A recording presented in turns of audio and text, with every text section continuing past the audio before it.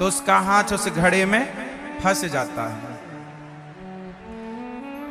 बंदर को लगता है कि घड़े ने मुझे पकड़ लिया, लेकिन पकड़ा किसने था? यदि बंदर अपनी मुट्ठी से चने छोड़ दे तो बंधन है ही नहीं। बंदर के लिए कोई बंधन नहीं है। आप समझ रहे हैं मेरी बात को? एक घड़ा जमीन में गाड़ देता है व्यक्ति, एक आदमी, उसमें चने भर देता है। बंदर हाथ डाल के चने मुट्ठी में बंद करता है तो उस घड़े के मुंह में उसकी मुट्ठी फंस जाती है। अच्छा, घड़ा ने बंदर को पकड़ रखा है या बंदर ने चने पकड़ रखा है? यदि बंदर चने छोड़ दे, अपनी मुट्ठी खोल दे, तो बंधन नहीं है। बस यही हाल है जीवन का कि संसार को हमने ऐसे ही पकड़ रखा है और हमें लगता है कि संसार ने हमें पकड़ा है। बड़ा दुख है, बड़ा कष्ट है। क्या बताएं सरकार, सब लोग पकड़ो ऐसे जोर से, मैया जोर से दबाओ मेरी माँ, जोर से पकड़ लो मेरी माँ। पकड़ो अपना हाथ, एक हाथ से कस के पकड़ना, मजाक ना करो। पकड़ो जरा कस के, जोर से, जोर लगा के, हैया, और जोर से दबा, पकड़ो। अब छोड़ दो। अब ये बताओ कि पकड़ने में ज्यादा अच्छा था या छोड़ने में? पकड़ने में सुख था या छोड़ने में? वही तो हम कह रहे हैं, छोड़ने में सुख है और आप संसार को छोड़ते ही नहीं, इसलिए आप दुखी रहते हैं। जैसे आपने छोड़ दिया तो सुख मिला, उसी प्रकार आप ये संसार को पकड़ रखे हैं। तो क्या छोड़ के जंगल चले जाएं महाराज? ना, छोड़ के जंगल नहीं जाना। छोड़ने का अर्थ ये हुआ कि अपने मन से सब चीजें छोड़ना है। आप अपनी जिम्मेदारियां पूरी करो। पत्नी है तो उसका ख्याल रखो, बच्चे हैं तो उसका ख्याल रखो, माँ बाप हैं तो उनका ख्याल रखो, काम धाम है तो काम धाम, बिजनेस व्यापार करो, पैसे कमाओ, लेकिन पकड़ के मत रखो। मन से सबसे दूर रहो। जैसे पानी में रहता हुआ कमल पानी की हर बूंद से दूर रहता है, संसार के हर काम को करते हुए, हर जिम्मेदारी को निभाते हुए, मोह माया और आसक्ति से अपने आप को दूर रखना है। ये मेरा है ये नहीं कहना, ये भगवान का है ये कहना। आप अपना मान लेते हैं, यही आपके दुख का सबसे बड़ा कारण होता है। आप क्या मान लेते हैं? सब कुछ मेरा। नंद बाबा ने भगवान को, श्री वसुदेव जी महाराज भगवान को लेकर के चले, और जब वसुदेव जी महाराज भगवान को लेकर चले, यशोदा के यहां जब कन्हैया को रखा, तो भगवान श्री कृष्ण को जैसे ही यशोदा के पास पहुंचाया गया, भगवान के जन्म होते ही सारे ब्रज में बधाइयां बटने लगी। नंदस्त्वात्मज उत्पन्ने जाताह्लादो महामना, आहूय विप्रान् वेदज्ञान स्नातः सुचिरलंकृतः।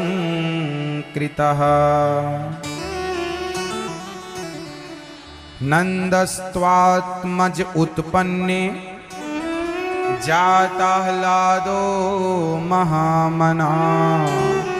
आज आनंद की ऐसी धूम मची के धैनु नाम नियुते प्रादात विप्रेभ्या समलंकृते। आज नंद बाबा ने भगवान श्री कृष्ण के उत्सव पर, जन्मोत्सव पर खूब धैनु मतलब गायों का दान किया, खूब दान किया।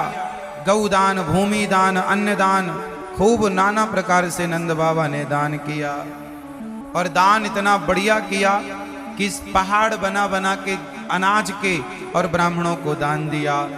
नंद बाबा ने खूब उत्सव मनाया, दान पुण्य किया। भगवान कृष्ण के जन्मोत्सव पर जीवन में जब कोई खुशी आए, कोई उत्सव आए, तो दान पुण्य जरूर करना चाहिए।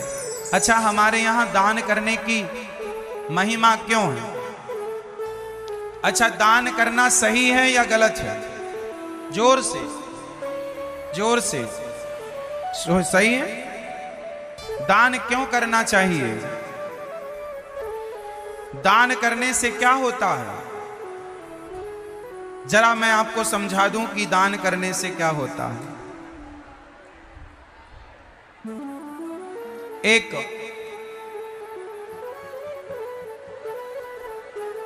एक संत जी का एक चेला था। एक संत जी थे, उनका एक शिष्य था। एक दिन वो शिष्य अपने गुरुजी से बोला, गुरुजी हमें भ्रमण करने जाना है, फलाने राजा के राज्य में हम जाएंगे, वहां भ्रमण करेंगे। गुरुजी ने कहा ठीक है, तू भ्रमण करने जाना, पर जहां भी तू जाना वहां जो पहली रोटी हो वो पहली रोटी तू किसी को दान कर देना, गाय को दे देना। अपनी थाली में से कुछ अन्न निकाल कर किसी भूखे को जरूर खवाना जा। वो चेला वहां से चल पड़ा, एक राजा के राज्य में पहुंचा, वहां रात विश्राम किया तो वहां के लोगों ने उन्हें भोजन प्रसादी की व्यवस्था कराई। उस व्यक्ति ने भोजन बनाया, भगवान जी का भोग लगाया और उसने कहा कि बताओ आप में से कितने लोग भूखे हैं? सबने कहा महाराज हम तो खा के आए हैं, हमारा पेट तो भरा है, आप प्रसाद पाइए। उन्होंने कहा मेरे गुरुजी की आज्ञा है कि पहले मैं किसी को खिलाऊंगा फिर खाऊंगा। लो भैया, ढूंढते रहे वो कि किसी का खाली पेट मिल जाए, किसी को जरूरत हो इस प्रसाद की तो मैं उसे दूं। अंत में दूर नगर के बाहर कोई भूखा व्यक्ति नगर के बाहर बैठा था, उसे पकड़कर लाया गया और इन्होंने अपने थाली का आधा हिस्सा उसे परोस दिया कि भैया हमारे गुरुजी ने कहा है पहले खिलाओ फिर खाओ, इसलिए आप ये खाओ। उस व्यक्ति ने जो भूखा था उसने कहा आपने बड़ी कृपा की कि हमें खिलाकर आप खा रहे हैं। उन्होंने आधा भोजन कर लिया, वो भिखारी गरीब आदमी। उतना खाने के बाद उसने कहा अभी हमारा पेट नहीं भरा, थोड़ा और मिले। तो इन्होंने आधा अपने लिए बचा रखा था, अब इन्हें भी बड़ी भूख लगी थी। गुरुजी ने कहा था आधा किसी को खिलाना और आधा खुद खा लेना, तो आधा तो खिला दिया पर जिसको खिलाया उसका पेट भरा ही नहीं। वो और मांग रहा हमें थोड़ा और मिल जाए तो पेट भर जाए। तो इन्होंने दयावश के चलो मैं कल भी खा लूंगा, आज इसे खिला देता हूं। तो उसे पूरा का पूरा भोजन परोस दिया और वो व्यक्ति जब खा करके तृप्त हुआ तो उस व्यक्ति से पूछा कि आप कौन हैं और यहां भूखे क्यों बैठे थे? उस व्यक्ति ने कहा मैं इस राज्य का राजा हूं, मैं इस राज्य का राजा हूं। अरे तो आप भिखारियों की तरह क्यों बैठे थे? उस राजा ने कहा मेरे कोई बेटा नहीं है, मेरे कोई बेटी नहीं है, मैं एक अच्छे राजकुमार की तलाश में था कि जो प्रजा की सेवा कर सके, मैं उसे राजा बना करके और भगवान का चिंतन करने जंगल चला जाऊं। तो हे भक्तराज, आज मुझे आपसे बेहतर कोई इस राज्य का राजा नहीं नजर आता। जो व्यक्ति स्वयं खाने के पहले दूसरों को खिलाता हो वो सबसे धर्मात्मा है और वो सबसे योग्य है। इसलिए उसने कहा कि आपको मैं अपनी राजगद्दी सौंपता हूं, आप इसी तरह प्रजा की सेवा करते रहना। जो व्यक्ति दूसरों के लिए सोचता है, दूसरों के बारे में सोचता है, भगवान उन्हें धन धान्य से परिपूर्ण कर देते हैं। इसलिए दान करने से व्यक्ति के जीवन की दरिद्रता मिट जाती है, व्यक्ति के जीवन की गरीबी मिट जाती है। अरे जितना दे सको, जितने लायक परमात्मा ने बनाया है, देना सीखिए। देने से धन हमेशा बढ़ता है। पीने लायक हुआ जोर से, क्यों नहीं? क्योंकि सीसी के ऊपर से पानी गुजर गया, भीतर जैसा था वैसा ही रहा।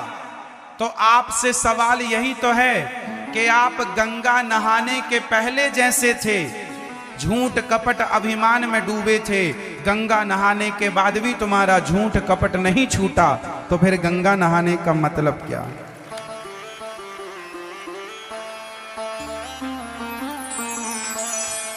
2-4 घंटे सीसी डुबा के रखो, वो शुद्ध नहीं हो पाया जो उसके भीतर था। तो तुम्हारे भीतर तो जैसा था वैसे ही है ना, तो गंगा नहाने से लाभ है। इसलिए मेरी मां, यदि धुलना है तो तन को ना धुलो, मन को धुल लो, क्योंकि गंगा में जाकर बंदे तन की तू मैल धोता, गंगा में जाकर बंदे तन की तू मैल धोता, जो मन की मैल न धोई, जो मन की मैल न धोई, गंगा गया तो क्या हुआ, जो मन की मैल न धोई, गंगा गया तो क्या हुआ। तो मैल कहाँ की धुलना है, तन की या मन की? जोर से। तो आपने कहाँ की धुली? इसलिए भगवान को पाना है तो मन के छल कपट अभिमान को मिटाओ, मन को शुद्ध करो और शुद्ध मन भगवान के श्री चरणों में समर्पित कर दो। शुद्ध मन। तो आज से जब भी गंगा जी जाएंगे तो आप अपने मन को धुलेंगे। किसको नहवाएंगे? मन को। रे मन, साफ करो अपने मन की गंदगी, जो छल कपट बिठा रखा है अंदर, उसे साफ करो। सभी भगवान का दर्शन करने आए हैं।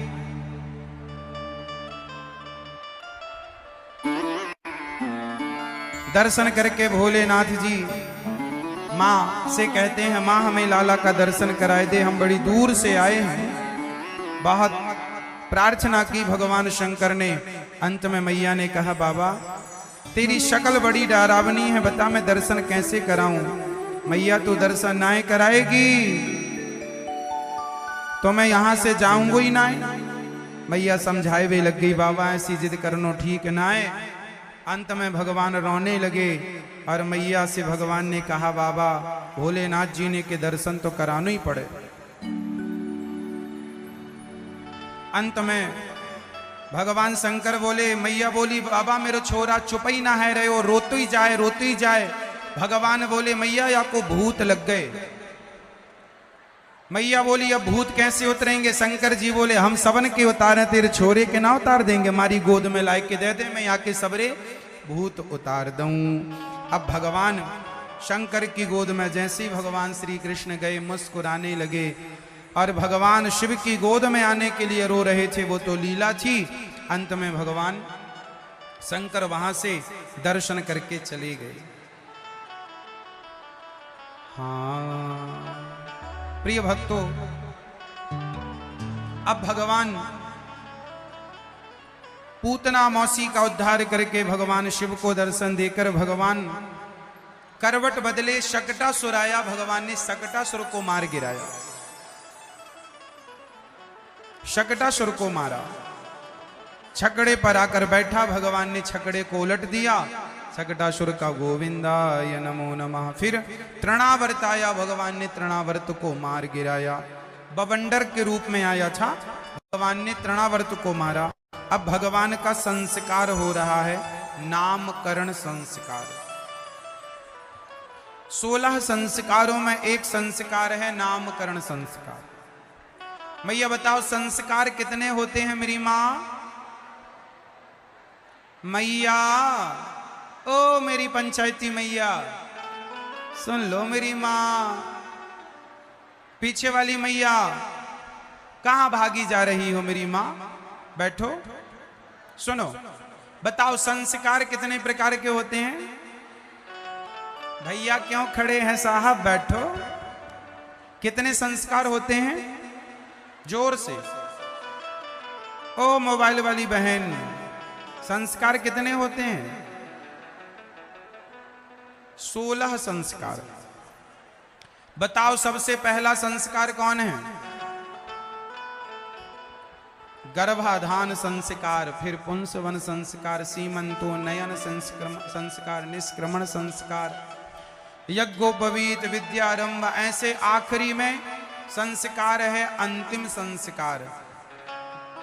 गर्भाधान से अंतिम संस्कार, टोटल 16 संस्कार।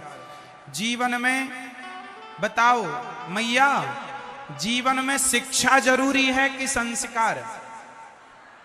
जोर से, जोर से। पीछे वाली मैया बताएंगी शिक्षा जरूरी है कि संस्कार? शिक्षा भी जरूरी है, पर शिक्षा से ज्यादा संस्कार जरूरी है। यदि शिक्षा है और संस्कार नहीं है तो वो शिक्षा किसी काम की नहीं, क्योंकि आजकल के शिक्षित बेटे अपनी माँ को घर से निकाल देते हैं, जबकि संस्कारी बेटा अपनी माँ की सेवा करता है। यही अंतर है शिक्षा में और संस्कार में। आप अपने बेटे को क्या बनाना चाहते हैं? बड़ा होके क्या बने? क्या? डॉक्टर, इंजीनियर, नेता, क्या बनाना चाहते हैं? हाँ, एडवोकेट, पायलट, प्लेन उड़ाने वाला, इंजीनियर बनाना है, एडवोकेट बनाना है, जज बनाना है। सबकी अपनी अपनी इच्छाएं हैं कि मैं अपने बेटे को ये बनाऊंगी या बनाऊंगा। बच्चों की भी इच्छा है मैं ये बनूंगा, मैं ये बनूंगा। आज मैं आप लोगों से निवेदन करूं, कुछ भी बनना, लेकिन कुछ भी बनने के पहले आपका बेटा डॉक्टर बने, आपका बेटा इंजीनियर बने, पायलट बने, जज बने, साइंटिस्ट बने, जो बनाना है बनाना। पर इंजीनियर बनाने के पहले, डॉक्टर बनाने के पहले, एडवोकेट, जज बनाने के पहले उसे अच्छा इंसान बनाइएगा, उसे संस्कारी पुत्र बनाइएगा। यदि अच्छा इंसान है आपका बेटा तो अच्छा डॉक्टर भी होगा, अच्छा इंजीनियर भी हो सकता है, अच्छा जज, अच्छा नेता भी हो सकता है। और अच्छा इंसान जो नहीं है वो अच्छा डॉक्टर, अच्छा इंजीनियर, अच्छा नेता नहीं हो सकता। इसलिए पहले क्या होना चाहिए? अच्छा इंसान। और अच्छे इंसान के पास क्या होना चाहिए? बोलो। एक अच्छे इंसान के पास शिक्षा थोड़ी कम होगी तो चलेगी, पर संस्कार ज्यादा होने चाहिए, संस्कार ज्यादा चाहिए। शिक्षा 19-20 चलेगी। क्यों मेरी मां? हाँ या ना? शिक्षा जरूरी है, पर शिक्षा से ज्यादा, हाँ, आज का पढ़ा लिखा शिक्षित बेटा अपनी माँ की सेवा नहीं करता, जबकि गांव का अनपढ़ संस्कारी बेटा अपनी माँ के चरण सेवा करता, चरण दबाता। इसका मतलब ये नहीं है कि आप अपने बच्चों को शिक्षित ना करें, करो, शिक्षित करो, पर शिक्षा के साथ साथ। अच्छा बताओ, जलेबी मीठी होती है कि नहीं? हाँ या ना उत्तर दो। आप लोग जलेबी बहुत खाते हैं, क्यों? बताओ, जलेबी मीठी होती है कि नहीं? जोर से, हाँ या ना? जलेबी मीठी होती है कि नहीं? नहीं होती, गलत उत्तर। 1 करोड़ हार गए आप। गलत उत्तर। जलेबी मीठी नहीं होती, चाशनी मीठी होती है। जलेबी को चाशनी में डुबाया जाता है तब जाकर के वो मीठी होती है, वरना जलेबी की ताकत क्या कि वो अपने आप को मीठी कर सके। जैसे जलेबी चाशनी में डूबने के बाद मीठी होती है, उसी प्रकार शिक्षा है जलेबी और संस्कार है चाशनी। जब शिक्षा को संस्कार की चाशनी में डुबाओगे तब वो शिक्षा समाज के काम आएगी। यदि वो शिक्षा संस्कार की चाशनी में नहीं डूबी तो उस शिक्षा से किसी का लाभ होने वाला। बहुत सारे नेता ऐसे होते हैं जो शिक्षित तो हैं, संस्कारी नहीं, जबकि संस्कार बड़ी चीज है। भगवान को 16 संस्कार। तो आप अपने बच्चों को क्या देंगे मेरी मां? जोर से अरे इतने संस्कार दे देना अपने बच्चों को कि वो बुढ़ापे में आपको 2 वक्त की रोटी देकर, पानी देकर आपका सम्मान के साथ आपकी सेवा करें। बुढ़ापे में आपकी इतने संस्कार तो देना। ऐसा ना पढ़ा लिखा देना कि बेटा, ऐसे संस्कार ना दे देना कि बेटा तुम्हें छोड़कर बुढ़ापे में चला जाए और तुम अकेली तड़पती हुई मर जाओ। बच्चों को क्या देना मेरी मां? ऐसे संस्कार देना कि बुढ़ापे में वो आपका सम्मान करता रहे और आपकी सेवा करे। क्यों जी? सही। माँ बाप की सेवा करना सिखा दो अभी से, संस्कार दे दो, वरना रोना किसे पड़ेगा? आपको ही रोना पड़ेगा जब आपका बेटा सेवा नहीं करेगा तो।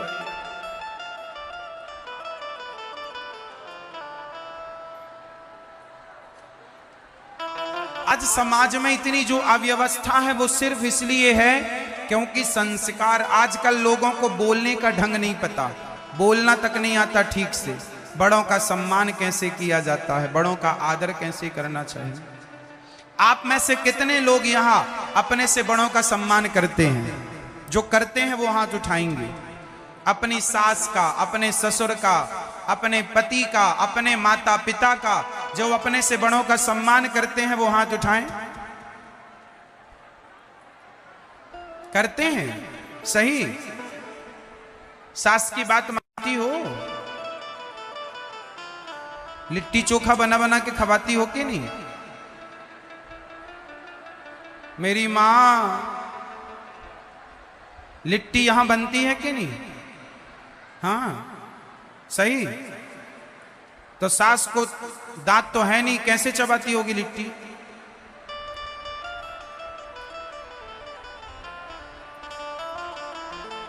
मजबूत है, मसूड़ों से चबा लेती है। सेवा करो अपने से बड़ों की।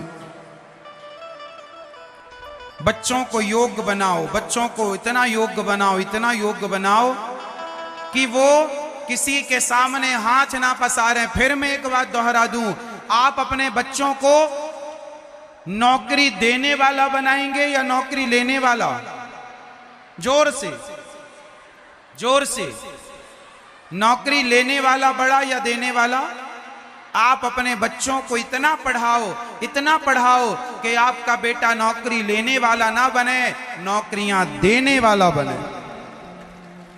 आप बिजनेस करिए बिहार वासियों, अपना उद्योग शुरू कीजिए, छोटी ही सही फैक्ट्री लगाइए। और आप जितने लोग समझदार हैं, मेरी बात समझ रहे हैं, आप नौकर ना बनिए, मालिक बनिए। बिहार की तरक्की कौन कौन चाहता है? जो चाहता है वो हाथ उठाएं। यदि बिहार की तरक्की चाहते हैं तो बिहार नौकरियां लेने वालों से तरक्की नहीं करेगा जब तक वो सेल्फ डिपेंड नहीं होता, आत्मनिर्भर नहीं होता। जब तक वो नौकरियां देने वाला नहीं बनता तब तक बिहार मजबूत नहीं हो सकता। तो कितने मेरी बहनें, मेरी माँ अपने बच्चों को अभी से तैयार करना। जैसे आप अभी से क्या, बेटा नौकरी करना, सरकारी नौकरी करना, नौकरी नहीं, अभी से पाठ पढ़ाओ। बेटा इतना पढ़ो कि नौकरियां लेना ना पड़े, देना देना देना। एक बात बताऊं मेरी माँ, बताओ, शेर जंगल में भी रहता है और शेर सर्कस में भी रहता है। सर्कस समझते हैं? सर्कस। बताओ कहां का शेर अच्छा है, जंगल का या सर्कस का? कहां का शेर बेहतर है, बेस्ट है, अच्छा है? कहां का? सर्कस का? कहां का? जंगल का। याद रखना मेरी मां, जो माता पिता अपने बच्चों को, अच्छा बच्चों की तरक्की ना होने में माँ बाप की कुछ गलतियां हैं, वो गलतियां क्या हैं?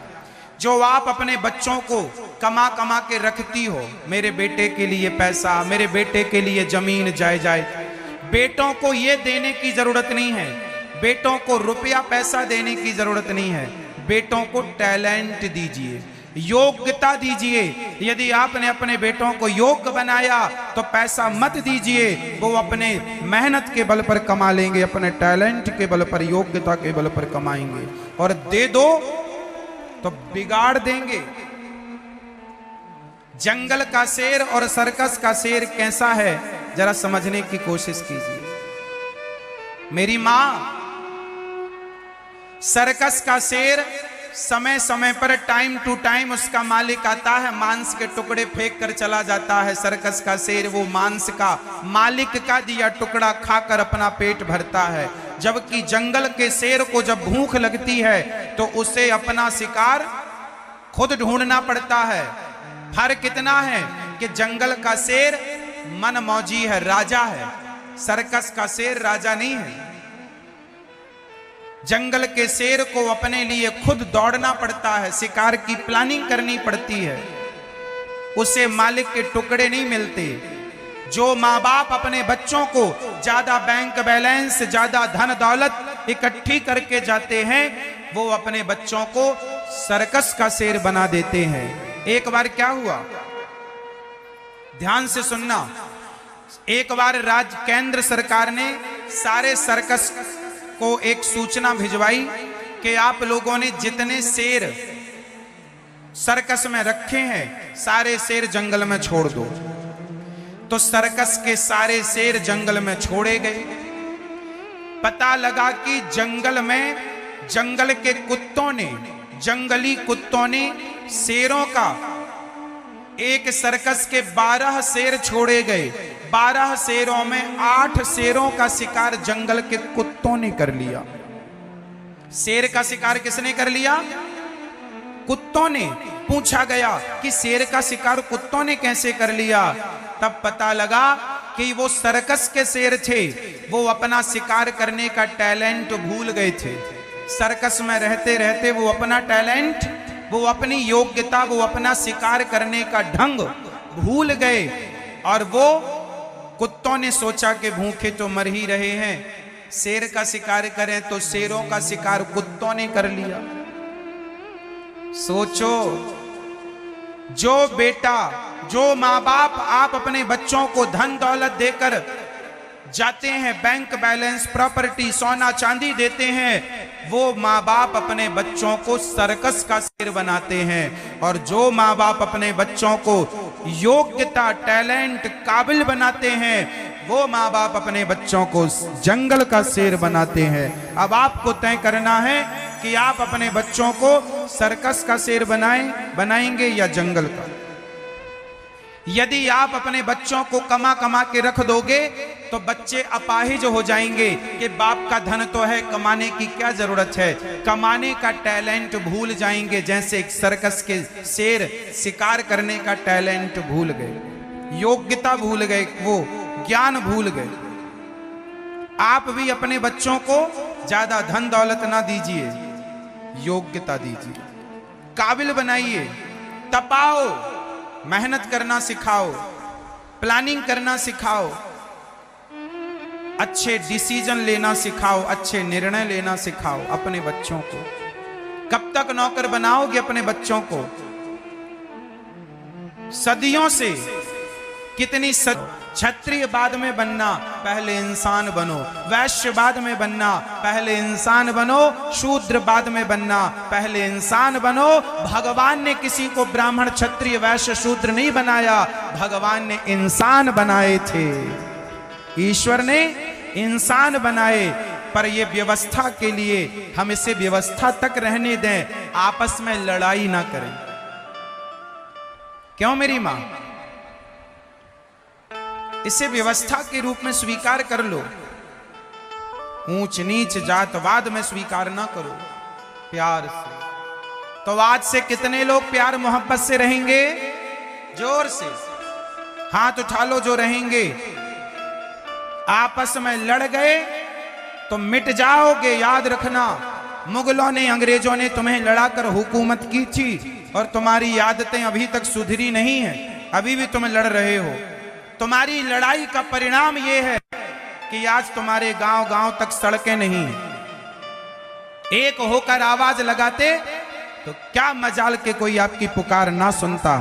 मजबूर हो जाते लोग सुनने के लिए। यदि आप एक होकर पुकारते तो, एक होकर आवाज तो लगाते। जहां सुमति तहां संपत्ति नाना, जहां कुमति तहां विपत्ति निदाना। संगठन में बड़ी ताकत होती है मेरी मां। इसलिए दुर्गा मैया के कितने हाथ हैं? 8। क्यों? दुर्गा मैया कहती हैं कि बेटा तुम चारों एक हो जाओ। जब तुम चारों एक हो जाओगे तो तुम्हारे हाथ हो जाएंगे 8, और जब 8 हाथ तुम्हारे हो जाएंगे तो तुम शेर की सवारी कर सकते हो, जैसे दुर्गा मैया शेर की सवारी करती हैं। शेर को भी वश में कर लिया जाएगा। क्या मजाल यदि हमारा देश संगठित होता तो बताओ हमारा देश गुलाम होता? जोर से। मैया बोलती नहीं हो मेरी मां। यदि आप संगठित होते, हमारे देश के राजा महाराजा संगठित होते, तो क्या आज हमारे देश में गुलामी का ये तूफान आता? क्या मुगल और अंग्रेज आते?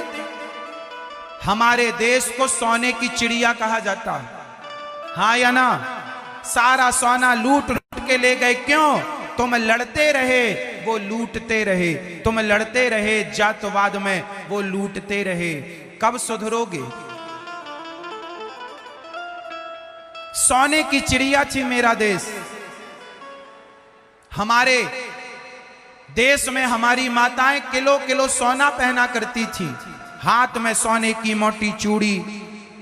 सोना ढेर होता था हमारे यहाँ। सोने की चिड़िया थी हमारा देश। ये मिथिला, ये माता सीता की नगरी, यहाँ सोने की कमी थी क्या? यहाँ इतनी गरीबी कभी नहीं थी। दुनिया की सबसे बड़ी यूनिवर्सिटी बिहार में थी चाणक्य के जमाने में, नालंदा विश्वविद्यालय। मुगलों ने आग लगा दी। महीनों तक चाणक्य की पुस्तक जलती रही। इतना गरीब नहीं था हमारा देश, तुम्हारे झगड़े के कारण हो गया। और अभी भी नहीं सुधरोगे तो पता नहीं क्या होगा। इसलिए प्रेम से रहना सीखिए। सब ब्राह्मण क्षत्रिय से प्यार करे, ब्राह्मण वैश्य से प्यार करे, ब्राह्मण शूद्र से प्यार करे, शूद्र ब्राह्मण से प्यार करे, शूद्र क्षत्रिय से प्यार करे, शूद्र वैश्य से प्यार करे, और क्षत्रिय ब्राह्मण से, वैश्य से, शूद्र से, और वैश्य ब्राह्मण क्षत्रिय और शूद्र चारों ऐसे रहो संगठित। कोई तुम्हारी तरफ आंख उठाकर देखे तो चारों मिलकर टूट पड़ना उस पर। क्या मजाल के तुम्हारी तरफ कोई आंख उठाकर देख ले। लेकिन लड़ाई लड़ाई लड़ाई लड़ाई। क्या पा लिया तुमने लड़के बताओ? उड़ गई तुम्हारी सोने की चिड़िया, उड़ गई। 2-2 रोटी को मोहताज हो गया। आज हमारे देश में हजारों लोग भूखे सोने पर मजबूर हैं। फुटपाथ पर लोग सोते हैं। बड़े बड़े शहरों में चले जाइए, फुटपाथ पर सोते हुए लोग मिलेंगे आपको। इन फुटपाथ पर सोने वाले लोगों के जिम्मेदार कौन है? तुम्हारी लड़ाई, तुम्हारा झगड़ा, तुम्हारी जातवाद का परिणाम के लोग फुटपाथ पर सोते हैं। यदि ना होता ये जातवाद, ना होती ये लड़ाइयां, व्यवस्थित ढंग से रहते तो आज सोने चांदी के घर होते तुम्हारे घर। पंजाब में एक मंदिर है गोल्डन टेम्पल, अमृतसर में। आपको बता दूं आपकी जानकारी के लिए, हमारे देश में पंजाब में एक मंदिर है, गुरुद्वारा है, जहां सोने का बना है पूरा। आप में से किसी ने शायद देखा होगा उसे। किसका बना है वो? सोने का बना है। दीवारें सोने आज भी हैं, आप जाके देख लेना। जैसे हमारे देश में सोने का मंदिर है ना, ऐसे हमारे देश में अंग्रेजों और मुगलों के पहले 7,000 मंदिर थे सोने के। 7,000 मंदिर लूट लिए सारे। किसके कारण?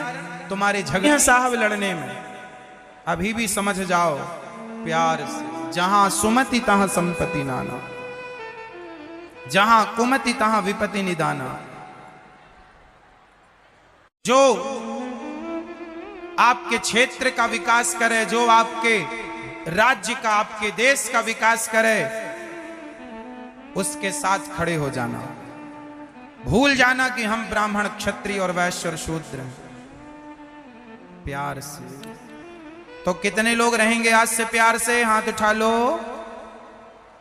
मैं तो जातवादी पे नहीं पड़ता साहब। मैं तो वृंदावन में गौरी गोपाल में वृद्ध माओं की सेवा करता हूं, किसी से जात नहीं पूछता।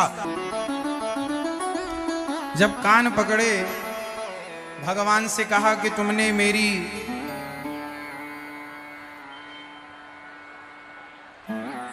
मुझे पकड़ा दिया घंटी। गोपियों ने कहा चल तेरी मैया से शिकायत करेंगे। तेरी मैया बड़ा कहा करती थी कि लाला चोरी करे तो रंगे हाथों लाओगी तब विश्वास करेंगे। अब चल पड़े। भगवान श्री कृष्ण को लेकर सखियां चली। भगवान ने कहा सखी आज छोड़ दे, अब मैं चोरी ना करूंगो। गोपियां बोली तुम एक बार नाच कर दिखाओ, हम तुम्हें छोड़ देंगी। जगत को नचाने वाला आज गोपियों के इशारों पर नाच रहे हैं।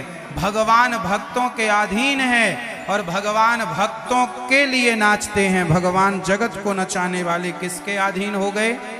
हाँ, भगवान तो भक्तों के वश में।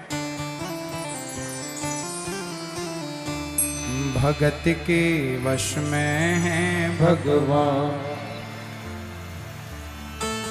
भक्त बिना ये कुछ भी नहीं है।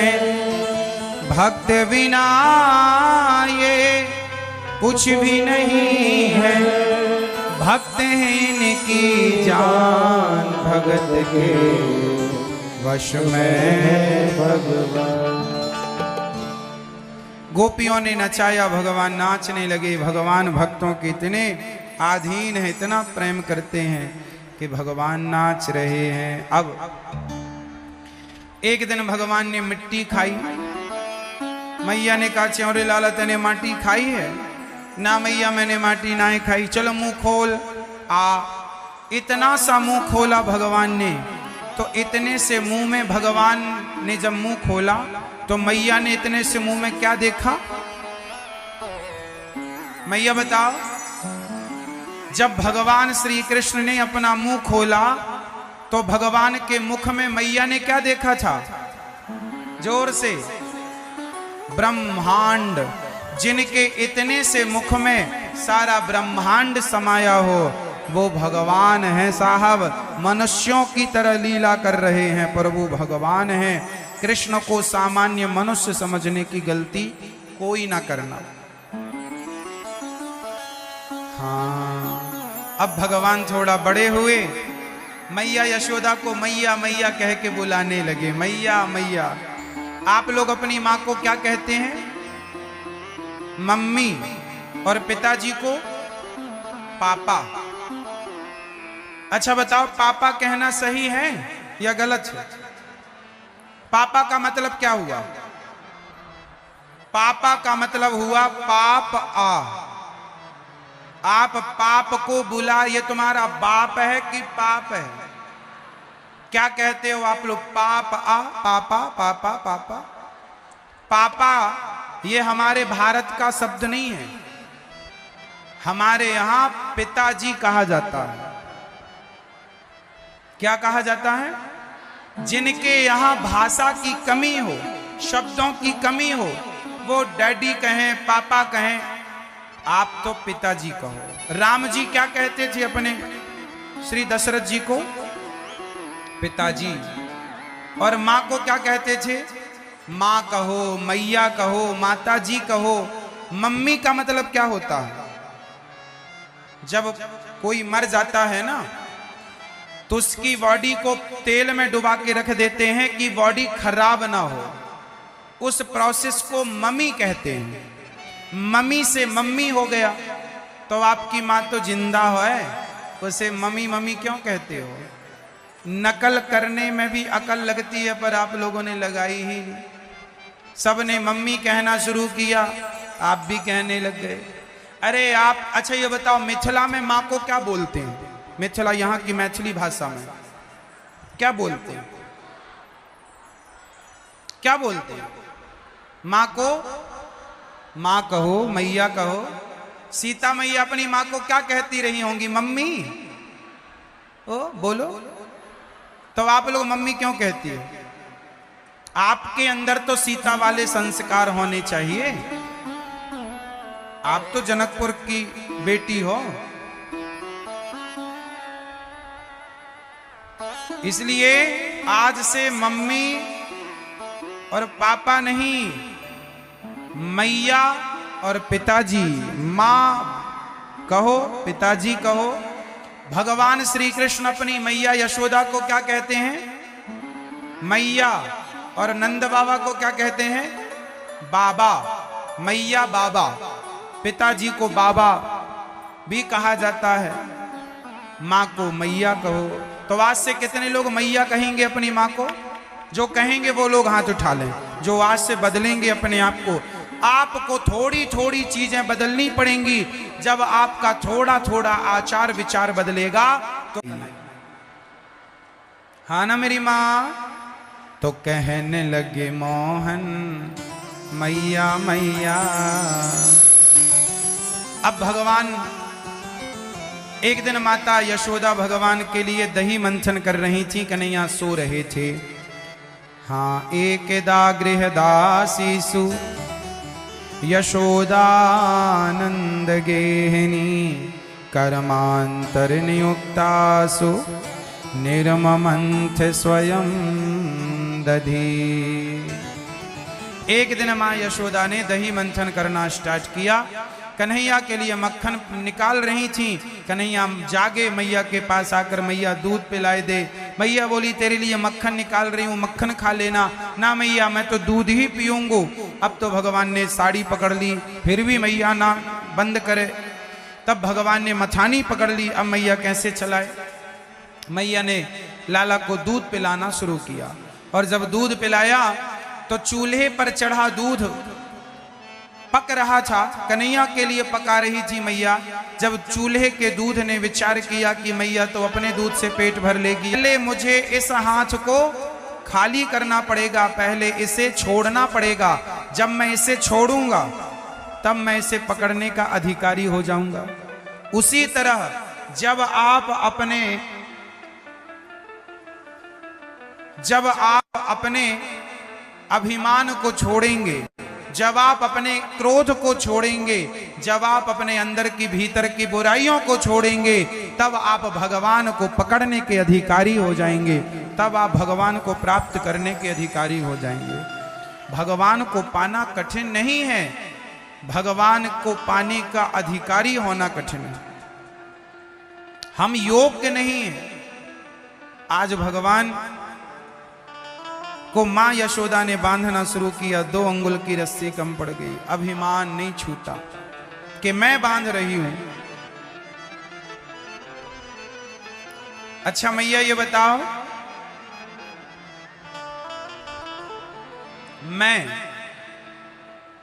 आप कितने लोग अपने घर में रहते हैं? अर्थात आपका खुद का घर है या किराए का घर है? आप में से कितनों के पास खुद का घर है? हाथ उठा लो। जिनके पास खुद का घर है वो हाथ उठाएं। आपके कितने बच्चे हैं? 2, 4, 5, 6। ये आपके ही बच्चे हैं ना? यह भी अभिमान है। ये घर मेरा है, ये भी अभिमान है। और ये बच्चे मेरे हैं, ये भी अभिमान है। आज से आप लोग ये मत कहा करो कि ये घर मेरा, ये बच्चे मेरे।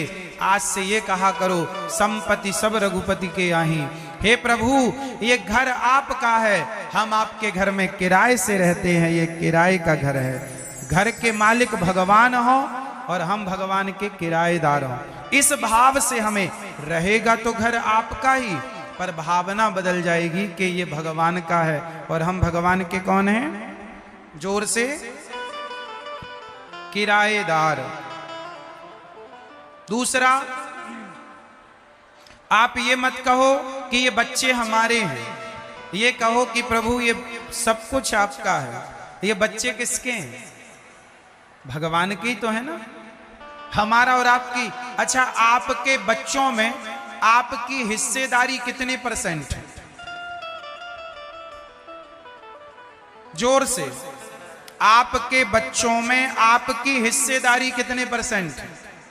आपका शेयर कितने परसेंट है? जरा बताओ।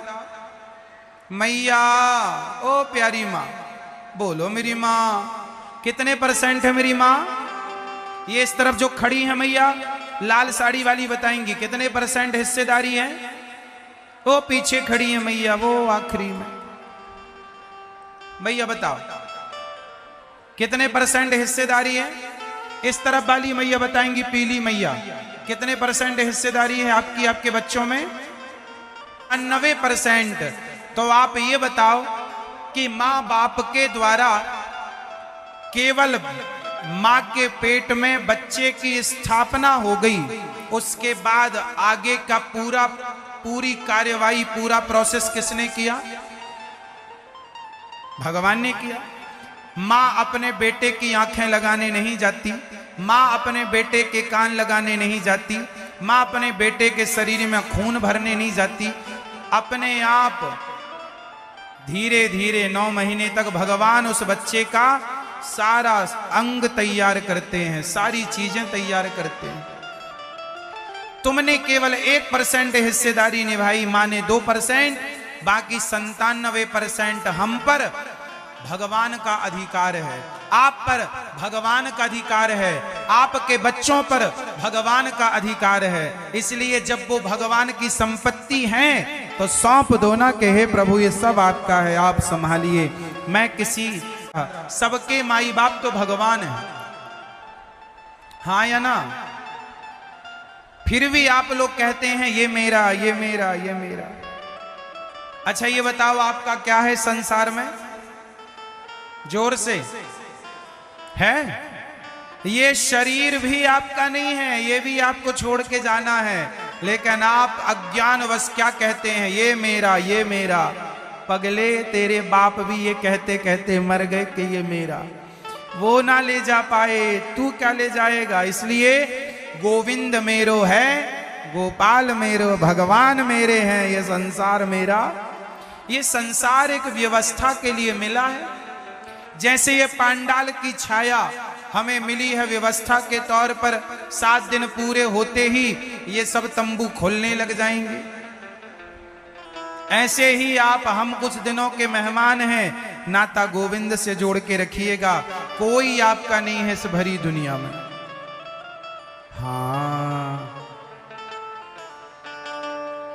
इस भरी दुनिया में कोई भी हमारा न हुआ, गैर तो गैर थे, अपनों का सहारा न हुआ इस भरी दुनिया में।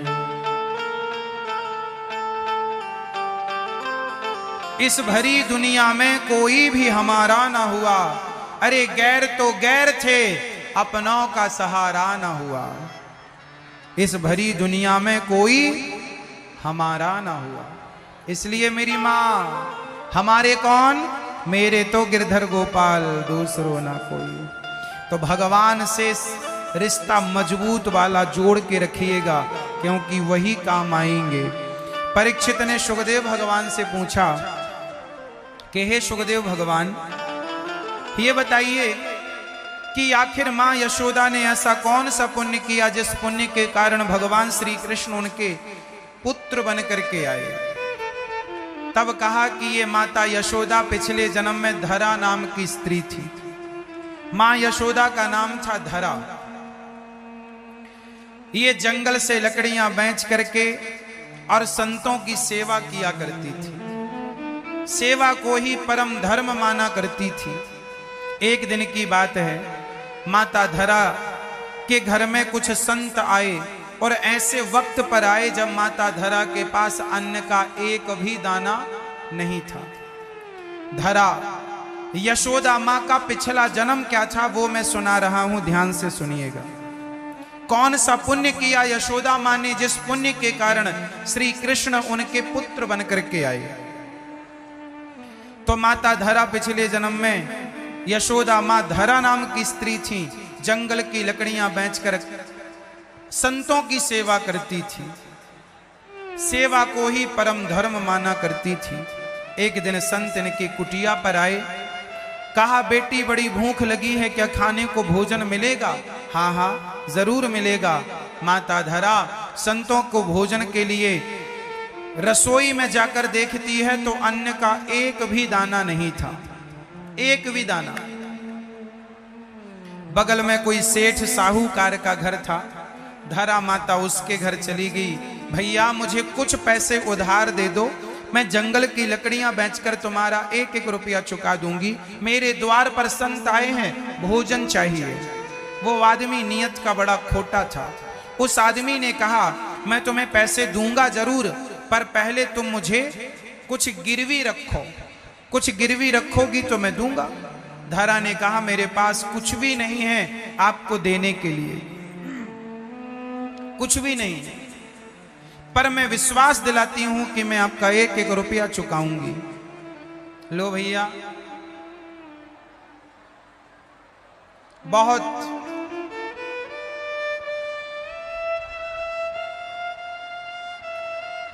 प्रार्थना की माता धरा ने, पर वो व्यक्ति माना नहीं। उसने कहा एक शर्त है, यदि तुम मेरे से पैसा लेना चाहती हो और गिरवी रखने के लिए कुछ नहीं है तो भी मैं तुम्हें पैसा दे सकता हूं, पर बदले में तुम्हें कुछ देना पड़ेगा। माता धरा ने कहा बताओ मैं तुम्हें क्या दूं।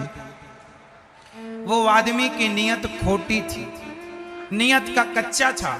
उस आदमी ने माता धरा की तरफ देखा और माता धरा के स्तनों की तरफ इशारा करते हुए कहा कि तुम अपने ये स्तन मुझे दे दो तो मैं तुम्हें बदले में ढेर सारा पैसा दूंगा।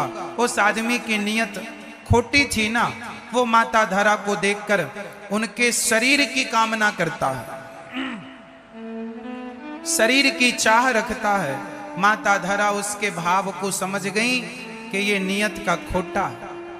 माता धरा ने विचार किया कि यदि द्वार पर संतों को भोजन नहीं देती हूं तो मेरे दरवाजे से संत भूखे चले जाएंगे, और यदि देती हूं तो अपार कष्ट होगा मुझे। पर क्या करती, कष्ट सहकर भी संतों को तो भोजन कराना ही था। माता धरा ने कह दिया ठीक है, तुझे मेरे स्तन चाहिए ना? हाँ। माता धरा ने चाकू उठाई और चाकू से अपने स्तनों को काट करके सेठ के हथेली में रख दिया। ये ले, तुझे मेरे स्तन चाहिए, ये तो स्तन रख, मुझे संतों के लिए भोजन देना है। सेठ ने धन दिया। क्या करता वो? धन लेकर माता धरा आई, बाजार से सामान खरीदा और संतों को उसी हाल में भोजन परोसा। संतों ने कहा मां आपकी पूरी साड़ी लहू से गीली है, खून से गीली है, ये खून कहां से? माता धरा ने पूरी कहानी बताई कि मेरे द्वार पर संत आए, आप खिलाने को रोटी नहीं थी, मांगने गई तो उसने मेरे स्तन मांग लिए, मैंने काट कर दे दिए। वो संत बोले आपने इतना दर्द सहकर हमारी भूख मिटाई है। वो संत तो थे ही नहीं, परीक्षा लेने भगवान पधारे। भगवान प्रकट होकर बोले मां मैं आपका अगले जन्म में पुत्र बनकर इन्हीं स्तनों का दूध पीने के लिए आऊंगा, क्योंकि आपने सेवा की है, सेवा करने वाला अमर हो जाता है। आज माता धरा के पुण्य प्रताप के बल पर जगत के पालनहार, जिनकी एक छल झलक देखने के लिए देवता तरसते, ब्रह्मा जी तरसते, वो भगवान आज यशोदा माँ की गोद में खेल रहे हैं। ऐसे भगवान श्री कृष्ण को हम बारंबार प्रणाम करते हैं। बोलिए कृष्ण कन्हैया लाल की जय हो। आप भी बोला करो, हे श्री कृष्ण मैं आपको कभी भूलू नहीं। मैया आज कन्हैया को बांधती हैं ऊखल से। भगवान ने ऊखल को टेढ़ा किया, कृपा की भगवान ने, भगवान बंध गए। ऊखल यमलार्जुन के 2 वृक्ष लगे थे, कुबेर पुत्र थे, श्राप दिया नारद जी ने तो ये वृक्ष हो गए। आज इनकी सदगति हुई। दोनों वृक्षों के बीच से भगवान ऊखल लेकर चले, धड़ाम से दोनों वृक्ष गिर गए। दोनों ने स्तुति की, वाणी गुणानुकथने श्रवणौ कथायाम हस्तौ च कर्मसु मनस्तव पादयोर्नः स्मृत्यां शिरस्तव निवास जगत प्रणामे दृष्टि सतां दर्शनेस्तु भवत्तनूना। दोनों ने स्तुति की, हे प्रभु मेरी वाणी सदा आपका गुणगान करती रहे। ये कुबेर के 2 पुत्र थे, नलकूबर और मणिग्रीव। एक दिन देवांगनाओं के साथ निर्वस्त्र होकर स्नान कर रहे थे। देवर्षि नारद जी वहां से गुजरे तो कन्याओं ने तो कपड़े पहन लिए, पर दोनों ने कपड़े नहीं पहने। तो नारद जी ने श्राप दे दिया, जाओ तुम वृक्ष हो जाओ। चरणों में गिरे। तब भगवान नारद जी ने कहा कि भगवान के दर्शन से तुम्हारी सदगति होगी, उद्धार होगा। आज वही नलकूबर मणिग्रीव वृक्ष की योनि से मुक्त होते हैं और आज इन पर भगवान की विशेष कृपा होती है। एक सुखिया नाम की मां थी। सुखिया गोकुल में वो मां फल बेचा करती थी, शूद्र जाति की थी। एक दिन भगवान के पास आई, लाला फल लेगो? हाँ मैया लूंगो। मैया बोली लाला दूर रहो। मैया कन्हैया बोले क्यों? मैं तो तेरी गोद में आके बैठूंगो। अरे लाला हमारी गोद में ना आके बैठो, लोग हमें छूते नहीं। भगवान बोले जो नहीं छूते तुम्हें वो अज्ञानी हैं, पर मैं तो तुम्हें छूऊंगा और तुम्हारी गोद में बैठकर तुम्हारे फलों को खाऊंगा। ये छोटी सी कथा भागवत में ये बताती है कि भगवान सबसे प्रेम करते हैं। उनके लिए कोई जात नहीं, कोई पात नहीं, कोई ऊंचा नहीं, कोई नीचा नहीं। रसखान मुसलमान थे, उन्होंने भगवान को पुकारा तो मुसलमान होकर भी रसखान ने भगवान कृष्ण को प्राप्त किया। भगवान जाति, मजहब, पंथ, जातवाद, धर्म से ऊपर है। भगवान को क्या पसंद है बताओ जोर से? जातियां पसंद हैं, मजहब, पंथ, धर्म पसंद है, या भगवान को प्रेम पसंद है? जोर से। यदि भगवान से प्रेम सुखिया करती है तो भगवान सुखिया को मिलते हैं। शबरी करती है, सबरी को मिलते हैं। रसखान करते हैं, रसखान को मिलते हैं। भगवान प्रेम के भूखे हैं मेरी माँ। कोई फर्क नहीं पड़ता कि हमारी जाति क्या है, फर्क पड़ता है कि हम भगवान से प्रेम कितना करते हैं। प्रेम भगवान को प्रभावित करता है, आपकी जाति भगवान को प्रभावित नहीं करती। सुखिया पर भगवान ने कृपा की और उन्हें गोद में बैठकर लाड़ लड़ा करके भगवान ने उनकी गोद में बैठकर फल ग्रहण किया, फल खाए। भगवान बकासुर का उद्धार करते हैं। वत्सासुर भगवान अब गोकुल से वृंदावन आए। वत्सासुर और बकासुर का उद्धार किया। अघासुर सांप बनकर आया, भगवान ने अघासुर को मार गिराया। अघासुर की मुक्ति हुई, उसके प्राण जाकर भगवत चरणों में समा गए। एक दिन भगवान ग्वाल वालों के संग भोजन कर रहे थे कि तभी ग्वाल वालों में से कुछ ग्वाल वालों ने भगवान को रोटी खवाई, कुछ ने पराठे खवाए, कुछ ने पूड़ी खवाई, कुछ ने जो लेकर आए थे। अब भगवान बड़े हुए ना तो बछड़े चराने चले गए। गैया चराने बलराम जी जाते हैं और बछड़े चराने भगवान श्री कृष्ण जी जाते हैं। तो भगवान बछड़े चराने गए तो सबकी मैया ने कुछ ना कुछ बना के टिफिन में रखा, भगवान को सब खिला रहे थे। भगवान का एक छोटा एक मित्र था, सबसे गरीब था, नाम था मधुमंगल। सारे मित्र भगवान को रोटी पराठे खवा रहे थे। तभी मंगल मन में विचार करता है कि काश मैं भी कुछ लाया होता तो मैं भी भगवान को अपने हाथों से कुछ ना कुछ खिला रहा होता, मैं भी भगवान को जरूर खिलाता। क्या करूं, मैं कुछ लेकर नहीं आया। तभी भगवान उसके मन के भाव को समझ गए और भगवान मंगल के पास जाकर बोले, मंगल ये बताओ मेरे लिए तुम क्या लेकर आए हो? मंगल ने कहा, प्रभु मैं कुछ नहीं लाया। अरे तो लेकर आओ। मंगल दौड़ा दौड़ा दौड़ा दौड़ा घर गया। माँ मेरे लिए क्या बनाया है? माँ ने कहा, बेटा तेरे लिए कढ़ी बनाई थी कल, आज तो कुछ नहीं बनाया। हम गरीब लोग हैं ना बेटा, रोज रोज घर में छोड़ी कुछ ना कुछ बनता है, तो मैया कढ़ी ही भर के दे दे। एक कटोरे में माटी के बर्तन में कढ़ी भर कर दे दी। अब मंगल रास्ते भर सोचते गए, ये बासी कढ़ी यदि कन्हैया खाएंगे तो बीमार पड़ जाएंगे, बीमार पड़ूं तो मैं। तो यमुना के किनारे मंगल वो स्वयं कढ़ी गट गट गट गट करके पीने लगे। भगवान दौड़े दौड़े आए, अरे मंगल मेरे लिए लाए। भगवान ने कहा, तूने पूरी पी ली, ये मत पीना। भगवान ने अपना मुंह मंगल के मुंह में लगाया और मंगल के गाल में ऐसे किया, मंगल के अंदर की कढ़ी भगवान के अंदर आ गई। भगवान ने वो कढ़ी ग्रहण कर ली। भगवान उसके प्रेम पर रीझ गए। भगवान ये नहीं देखते कि आप भगवान को क्या खिला रहे हैं।